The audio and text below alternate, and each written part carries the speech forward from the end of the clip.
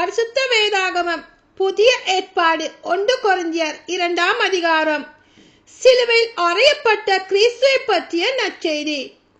சகோதர சகோதரிகளே, கடவுளை பற்றி மறைப்பொருளை அறிவிக்க நான் உங்களிடம் வந்தபோது மிகுந்த சொல் வன்மையுடனோ ஞானத்துடனோ வரவில்லை.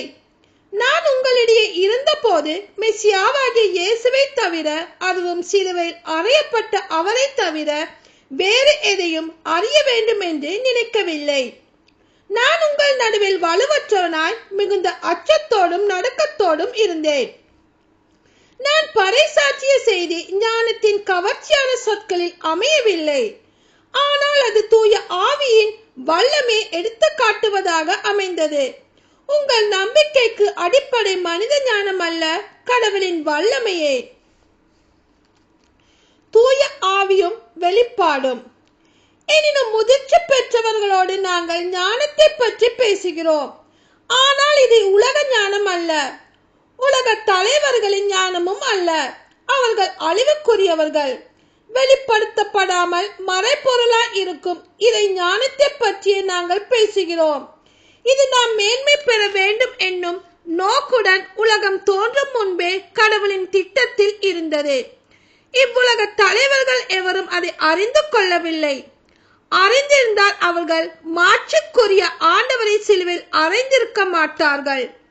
ஆனால் மறைநூலில் எழுதியுள்ளவாறு, தம்மிடம் அன்பு கொள்ளுகிறவர்களுக்கென்று கடவுள் ஏற்பாடு செய்தவை கண்ணுக்கு புலப்படவில்லை, செவிக்கு எட்டவில்லை, மனித உள்ளமும் அதை அறியவில்லை.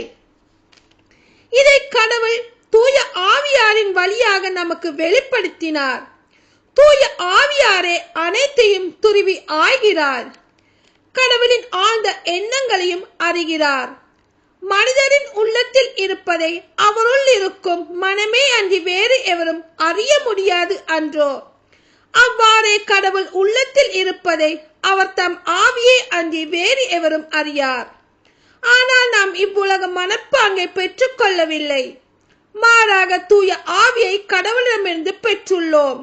இவ்வாறு கடவுள் நமக்கு அருளிய கொடைகளை கண்டுணர்ந்து கொள்கிறோம். ஆவிக்குரியவர்களுக்கு ஆவிக்குரியவற்றை பற்றி விளக்கி கூறும் போது நாங்கள் மனித ஞானத்தால் கற்றுக்கொண்ட சொற்களை பேசுவதில்லை. மாறாக தூய ஆவியார் கற்றுத்தரும் சொற்களையே பேசுகிறோம். மனித இயல்பை மட்டுமுடைய ஒருவர் கடவுளின் ஆவிக்குரியவற்றை ஏற்றுக்கொள்வதில்லை. அவை அவருக்கு மடமையாய் தோன்றும். அவற்றை அவரால் அறிந்து கொள்ளவும் முடியாது.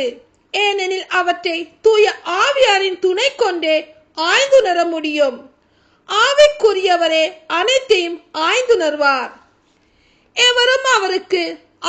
எவரும் அவரை ஆய்வுக்கு உட்படுத்த முடியாது. ஆண்டவருடைய மனதை அறிபவர் யார்? அவருக்கு அறிவுரை கூறுபவர் யார்? நாமோ கிறிஸ்துவின் மனதை கொண்டுள்ளோம். ஆமீன்.